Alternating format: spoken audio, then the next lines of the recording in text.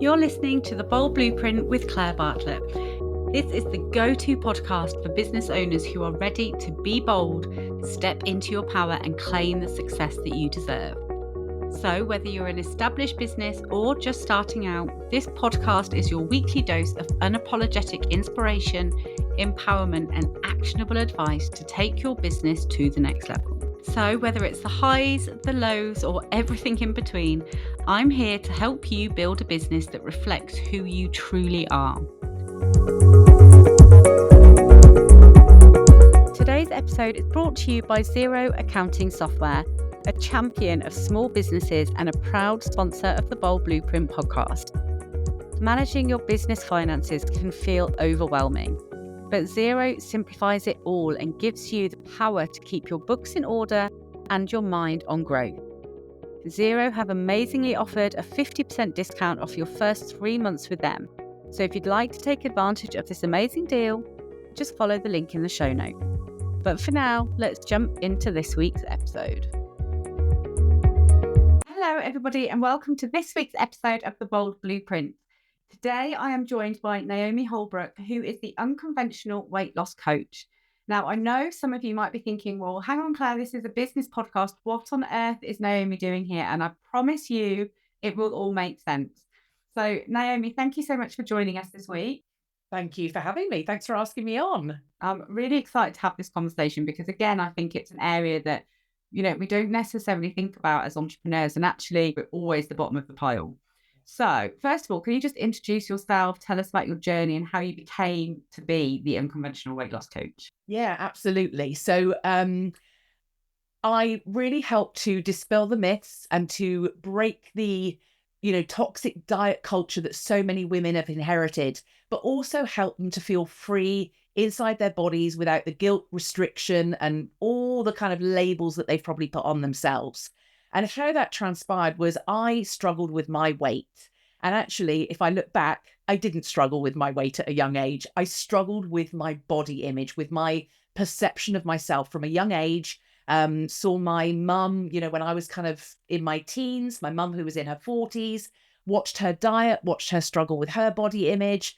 And of course, unconsciously had already started to process those feelings and patterns. I also went to a really competitive all-girls school, which I think didn't help from the point of view of, always comparison of sort of peers.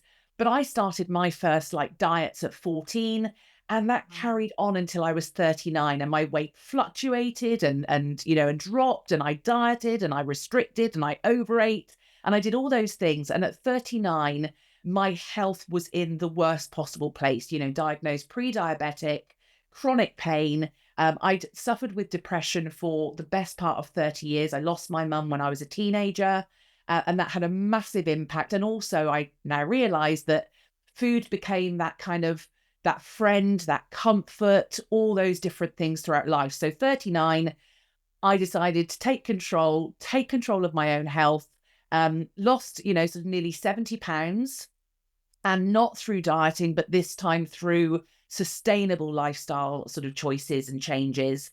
And then that took me on the path to leaving my corporate career and then starting up, retraining and starting up my own business. And the unconventional weight loss coach actually only came about last year. I'd already been coaching since 2016. But the reason it came about was because my messaging just didn't sit with what I was saying. I just felt, I'm not a weight loss coach. And all the women that were working with me were like, it's so much more than weight. But that's how the unconventional weight loss coach came about. I love that. And I think it's really important, like you said, that actually our preconceived ideas start from such a young age, but carry through our entire lives. And so often it's so subconscious, we don't even realize that we have those messages in our head. But so we were talking just before I pressed record about how the body image and our health, and it isn't about the weight, it really actually isn't. It's about your health and your energy levels and those sides of things, and how important that is as an entrepreneur to look after ourselves. And because if, there's a really cheesy saying that I actually hate, but it does sort of, you can't pour from an empty cup. You need to fill your cup first. And service other people from the overflow of that cup. And it's a really cheesy saying, but it actually just says how it should be. We need to look after ourselves first. And with what you teach, it's not dieting, is it? It's not about dieting, because I am sure that so many of the listeners will have done the Weight Watchers and the Slimming Worlds and all of these things. I did it many years ago, and yes, it worked. I lost the weight, but it didn't fix my health, for one, and it didn't fix my mental issues in that space. And I talk a lot about confidence, and in business, especially if you're trying to build a brand, personal brand, you have to have that confidence. And a lot of that is body image and how we see ourselves in the world.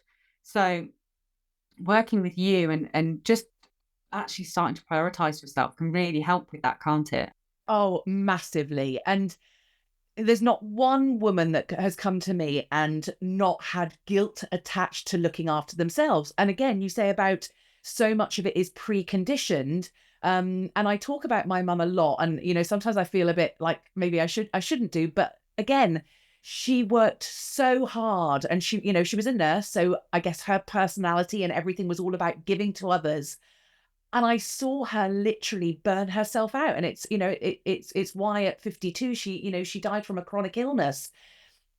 And so it is conditioned and programmed into a lot of us from an early age that we are the caregivers, that we're the ones that look after, if you look at like the kind of games we played at school and all those sorts of things, we were the ones looking after other people. Yeah. So it becomes this real battle with wanting to look after ourselves, because I don't think there's anybody that wants to neglect themselves, but we want to look after ourselves, but we feel such guilt towards it, and we feel like it's selfish and we should be giving to everybody else first. And you say about kind of cheesy sayings, but actually my first business coach, this has just stuck in my mind. And he said to me in 2019, Naomi, you have to put your own oxygen mask on first. And if you think about when you get on a flight, what is the first thing that they say to you? In case of cabin pressure, losing cabin pressure, put your own oxygen mask on before children, before the elderly. Always put your own on first. And we're actually doing everybody a disservice by putting ourselves at the bottom of the list, because we can't, like you said, we end up giving the dregs, we end up giving the bottom of the teacup, and that's no good for anybody. But we've got this perception because we feel like we have to be everything to everybody, and a lot of that comes down to boundaries. We feel guilty saying no, whether it's in our business, whether it's to our family, whether it's to our friends. But it's just so important to look after our own health. Yeah. And this is the thing, when we say look after our own health, that's mental and physical. It's Totally. a whole package, isn't it? And you can be the healthiest physically that you've ever been, but mentally you're rock bottom. So, and again, then that's not serving anybody. So it's about getting that balance and just spending that time. And I know, like you said, especially when we become parents, we have huge guilt on ever putting ourselves first. But actually, and especially in the entrepreneurial world, we have a lot of stress and a lot of pressures being business owners. So it's even more important, I think, for us to look after ourselves, because it all comes down to those labels, doesn't it? And how many plates we're spinning. So we're an entrepreneur, we have a business to run, potentially have a team that we need to look after and nurture. So the team are therefore before us. We're parents, so we have our children that come before us. We have a husband or wife that comes before us.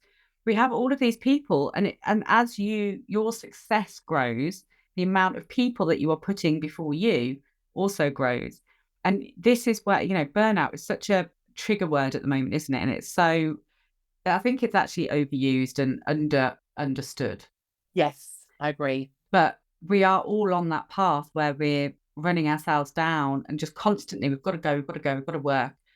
It's not benefiting us in any way, is it? And it can be really actually limiting to the success that we achieve.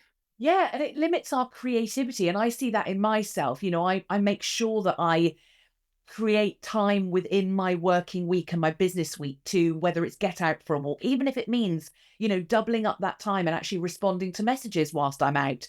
But I notice that having that time away helps me to be more creative, helps me to come back with, with a better sort of mindset. And you're so right about the sort of physical and mental health. And I and I can really sort of say this from, from my own personal experience. When I lost, nearly 5 stone in weight, I was my smallest that I'd probably been since I was a teenager. And of course, everybody was complimenting me on, God, you look amazing. Internally, I hadn't dealt with 30 years of depression, anxiety, panic attacks. So I'd worked on the external transformation. And then I sort of was like, I don't feel any different inside. I don't feel more confident. I don't feel all these different things. And that's when I started to work on the mental health and the emotional well-being. And it's why, I created my own smart formula, because I then realized that actually without the mental and the emotional well-being, the physical health is nothing, because it's so important. And as you said, as entrepreneurs, we are on a constant roller coaster.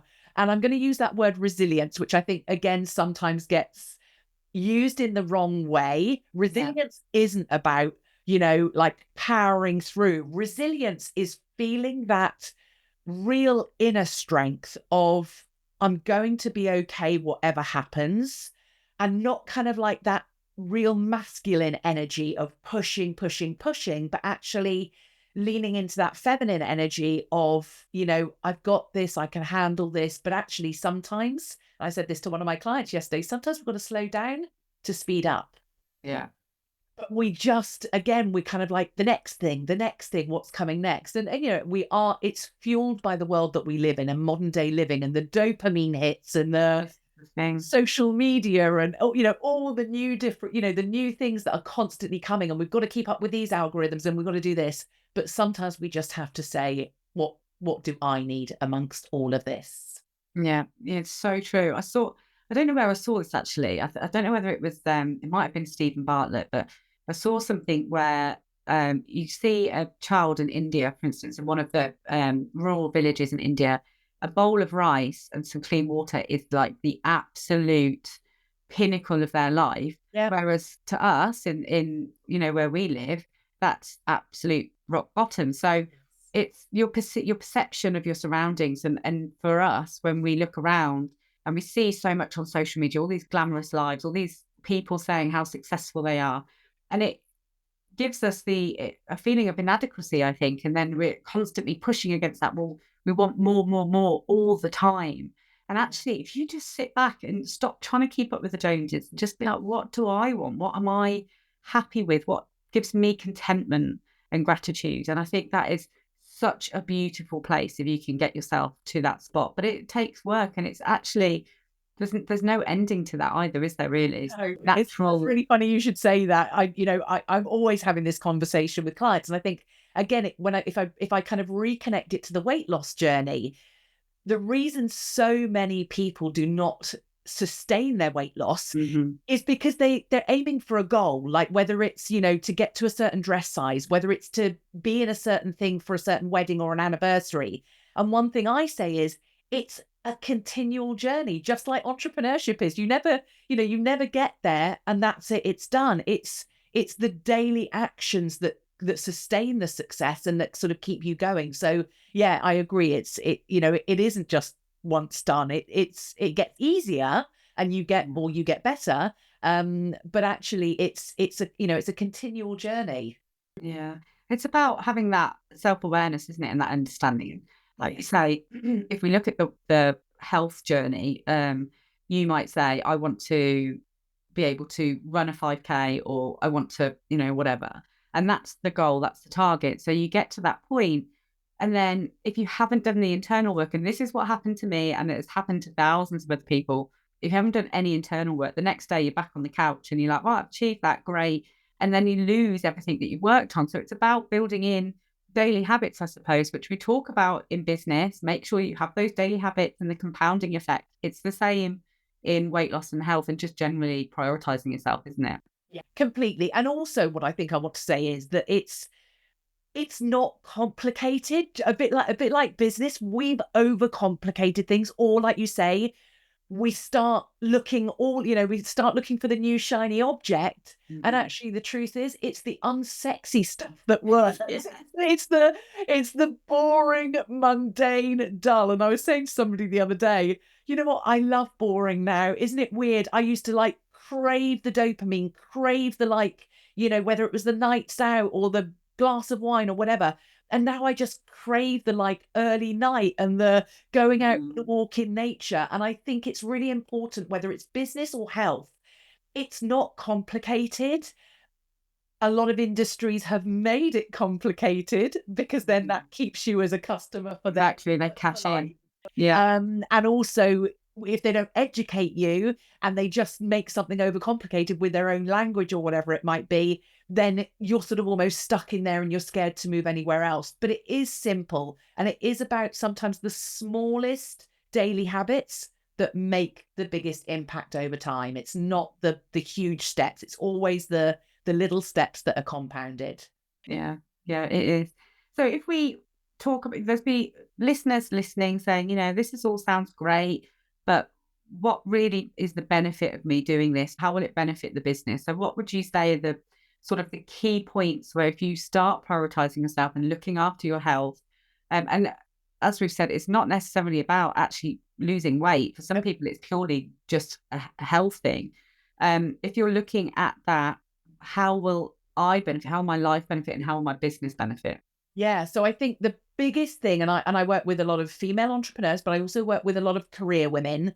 And the biggest things that they have said that they gained, working with me and working with my smart formula is boundaries. Mm-hmm. And not just boundaries with other people, because it's like I say, actually, you don't boundary set for others, you boundary set for yourself. It's like a form of self-respect, a form of gratitude to yourself, and it helps to enhance your own self-esteem. So boundary setting is a big one, because when you boundary set with yourself, that doesn't matter whether it's your health or your business. And it's hugely impacted my business. I used to allow clients to contact me at any time, and I'd respond at any time, and I'd All being there. yeah, and I'd literally go to the end of the earth to to do A, B, or C when I didn't need to do that. But again, that was some people pleasing tendencies that I had inherited and was conditioned with. Putting those into place in my own health and myself and in my business has had a massive impact. It does with all the women that I work with. And also, I'd say the other thing, confidence. I've got women that have worked with me and who have come to me first and said, my God, I've started this business, but I don't even feel confident to show up and do a Facebook Live. I'm worried that my family who are on my social media are going to judge me. And when we start to work on their health, their boundaries, their own mindset, all those different areas, they start to get to a point and they're like, well, I don't care about what anybody else thinks. I'm on a mission, or this is what I want to do. So, and that is nothing to do with the weight. It's nothing to do with the weight at all. It's purely to do with the belief system that we have and how we, like you said, perceive ourselves. And I know for me, my perception of myself was incredibly low. And it's funny because people that have known me for a long, long time say to me nowadays, but you were always confident. I wasn't. It was a mask. It was an act, and it was exhausting. I'd have panic attacks before having to present in my corporate career. I'd spend the whole weekend after a presentation literally on the sofa, just like drained and exhausted. And, if we want to use that word, kind of burnout, feeling complete exhaustion. That doesn't happen now, because actually what I show up with is authentic confidence. It's self-esteem that I've built. I'm not masking it. And that's exactly what I help other women to do, is let it come from a place of authenticity and a real place that they don't feel like they're having to fit in or having to pretend, and they can actually, just be themselves. It's so powerful when you can get to that sweet spot. And so I put a post out this week actually on social. So I have obviously this podcast, and guests are constantly coming and pitching to me about being on here. And one woman recently pitched and said, well, I can talk about anything that your audience would benefit from. Now, I'm sure that, we can all talk about loads of different things, but you need to have the confidence to say, this is my thing. This is my mission. This is what I want to help the world with, and find the right podcast places, or just have the confidence to say, this one thing is what I want to talk about. It's what I want to be known about, known for. And it takes confidence to have that strength in conviction of this is the one thing. And so with you, obviously, I want to go back to, you said previously you had that people pleasing gene. I think so many of us have struggled with that at points in our life. But you've come into weight loss, which sounded like a massive transformation for you, where you were on a corporate journey. And then at some point, so that must have been difficult in itself. And then at some point, you've been like, no, hang on, my messaging is very different to the rest of the weight loss community in its entirety. So that must have been, it must have, been quite a big decision for you. And how did you handle that transition in yourself? I love that you've picked up on that, because honestly, behind the scenes, I've been on a journey myself, Yeah. whilst also building and growing the business. And I think I felt such a misalignment a couple of years ago talking about the weight loss, because I had started to realize just how it wasn't about that. It was so much more behind. There was so many different layers to it. I actually realized as well that I was still holding on to shame and guilt and embarrassment in my own journey. And that really only came to light last year when I was doing some work on my messaging with one of my business mentors. And, she said, but that's not what you do, Naomi. I've seen the results that you get, and this is what you get with your clients. You're not a weight loss coach. You're not. And I'm like, well, I am, but I am, but I'm not. And that's when we landed on the unconventional weight loss coach, because people think it's all about the calories and about the workouts and about the 5 a.m. club and all these different things. And it's actually not. It's so much more about the stories we tell ourselves, the belief system we have, like you say, the people pleasing, all those different things that we've, and I quite often say it's a bit like the kind of, the bag that we have just carried along through life. And we get to, and I'm just about to turn 50 next week. And I think we get to this point in life, and actually that's where, my health transformation came about at 39. And I think quite often when we get to those pivotal moments, like, Yes. the new, You know that I've been through it too. Yes. we're kind of a bit like, what am I doing? Yeah. And so I think my my literal weight was like my 39th year into my 40th. And then what I feel like I've been doing over the last year, coming into my, 50th year, is actually really releasing all the metaphorical weight.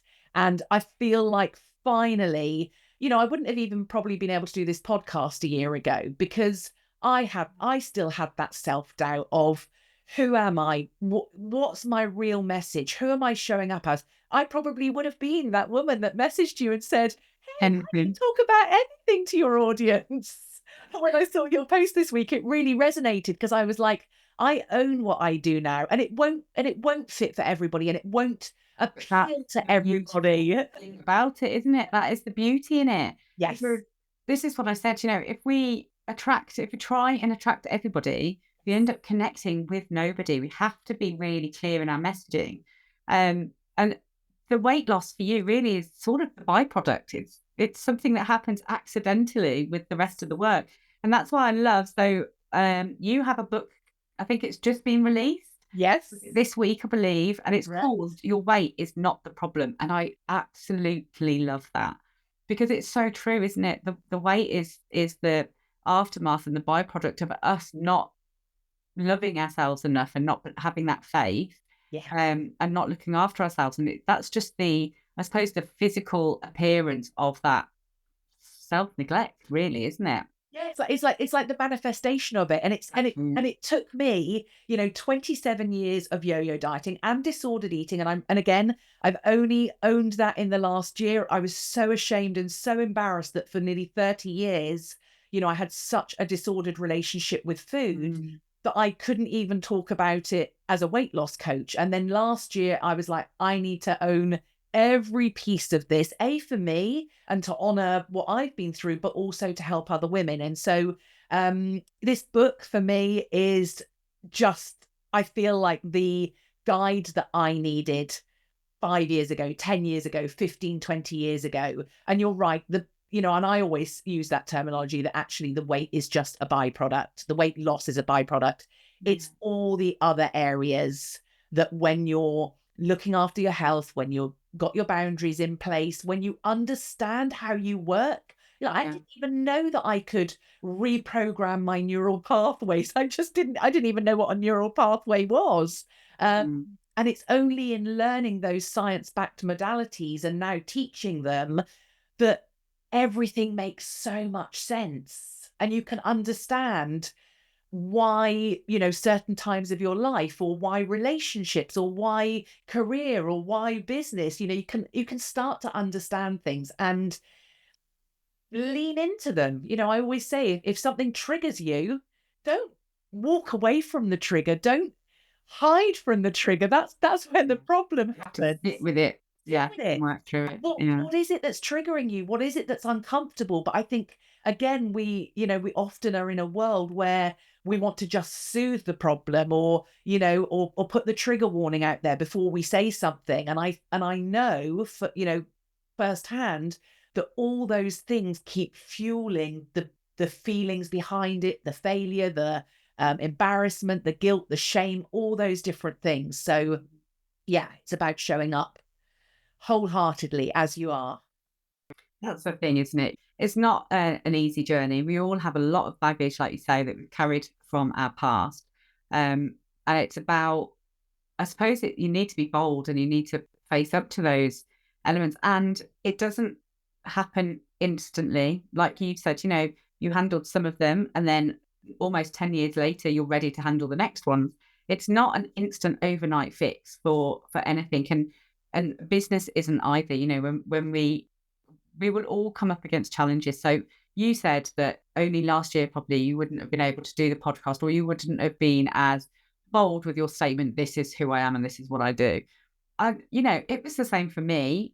Years ago, I just wouldn't have dreamed of being on a podcast, let alone hosting a podcast, and the business, the work that I've done internally on myself, the lessons I've had to learn, the boundaries I've had to push, of the comfort zone, really grow through the tasks that you kind of have to do. Being comfortable with being uncomfortable has brought me to where I am. And, I've been in business a decade now, so it's not been an overnight thing, but I find it's really beautiful when you can actually sit back and appreciate the journey that you've been on and celebrate the journey. And like you're saying, a year ago, I wouldn't have been sitting here, and here I am today. And we need to have the gratitude for that, and the awareness of that journey. Yeah. So what do you think was the hardest point for you in your journey to date that you really, had to work hard to push through? Walking out of my corporate career. Yeah. Was huge. I was 41 and, had a successful 21-year career. And for a girl who left school with virtually no qualifications, I lost my mum during my college term. And if I'm honest, I struggled with everything. I struggled with schoolwork. I struggled with college. So to have a 21-year career was like, wow. Anyway, I'd exceeded all my own expectations, but my mental health was at rock bottom and I was not in a good place. And, I'm independent. I didn't have a partner. I don't have a partner now. I had 2 mortgages on my own. I literally just had to jump and take the leap and do it. I say I had to. I didn't have to. I chose to. Mm-hmm. And I think for me, that was the biggest thing. But actually, it was what came afterwards that was the biggest thing. And what I hadn't realised was how caught up my identity was in this career woman. I'd not become a mum by choice, but I hadn't become a wife and I hadn't become a mum, so I wasn't a parent. So I felt all I was a career woman. And when I walked out of my corporate career at 41, I was a bit like, who is Naomi Holbrook? What does she like? Other than getting on the train at 5 o'clock in the morning and going to a corporate job and showing up in, the suit that she's meant to be wearing and, perform in this way in front of her team and everything. And that was a huge thing. And I know you and I were obviously somewhere last week together and we had this conversation with another lady about how there's almost like a grief process of grieving the corporate career that you've built up, everything you've poured into it. So I would wholeheartedly say that was probably the most difficult time, and even though I've been through a lot, losing my mum in my early years and everything else, I think that was one of my most lonely and difficult times. And I live here in Hove in East Sussex, and I must admit, I cried some tears on that beach for probably for months, on and off. Just what am I going to do next? And one thing I kept saying to myself was, I'm 41. What do I want to do for the next 20, 30 years that lights me up, that I don't feel every day like, oh, here we go again? And thankfully, I've created that, of just doing something that I love, that feels like it's always been inside of me, but I didn't know it was there, and I didn't know how to release it or how to kind of embrace it or whatever it might be. So I would absolutely say wholeheartedly that was the toughest time of my life. And for every reason, like financially, mentally, gosh, I had to really dig deep in some of those times. So how did you make that transition? Had you already started the coaching business, or were you literally, did you not even have a plan when you left your corporate? I know. No, this is amazing. Like, it is amazing. There was like a real mixed camp. There was like, I mean, I literally heard my colleagues whispering behind my back and saying, do you think she's having a midlife crisis? Do you think she's like going to move to Africa and like go and like set up like a charity or something? And then there were other people that were literally coming up to me, shaking my hand and going, I wish I had your courage. And I didn't feel like I had courage. I felt like I was almost backed into a corner. And it was like, for my own mental health and sanity, there's only two ways out of this situation. So there was no plan B. And I've only come across Tony Robbins since I left my corporate career, but I do love something that he says, and it really resonates with me now. And he's like, burn all your bridges. Because the problem is that when you have that safety net, and actually when I left my corporate career, they tried to get me to stay, and actually they offered me a year's sabbatical and all these different things. But I knew that having a year's sabbatical was still like a plan B, an option in the background. And I felt like I just needed this clear cut and this break. So I had no plan B. And I literally left my corporate career and was like, what am I going to do? I've got to keep roof above my head. So look, I got resourceful. I took in a lodger in my flat so that, some of the bills were being helped along. I started up a pet sitting business because I actually, when I left my corporate career, I didn't want to work with humans. I was like, do you know what? I don't want to speak to another human being. And I was like, I love pets. I love dogs. And if I'm honest, those pets and those dogs healed a part of me that I don't think another human being could have healed. So I pet sat for people when they were away on holiday. I even took a courier job 6 days a week, delivering parcels. And literally for 3 years, Claire, I worked solidly. I didn't have a day off. I just took a weekend off for my birthday every year. The rest of the time I worked. I was, delivering parcels. I then was studying to be recertified to get my nutrition and weight management qualification. So I was doing all these different things because I needed, it was a case of I need to do this to make it work. And it's one reason why nowadays, I do truly believe that if it's important enough, we'll find a way. And if it's not, we'll find an excuse.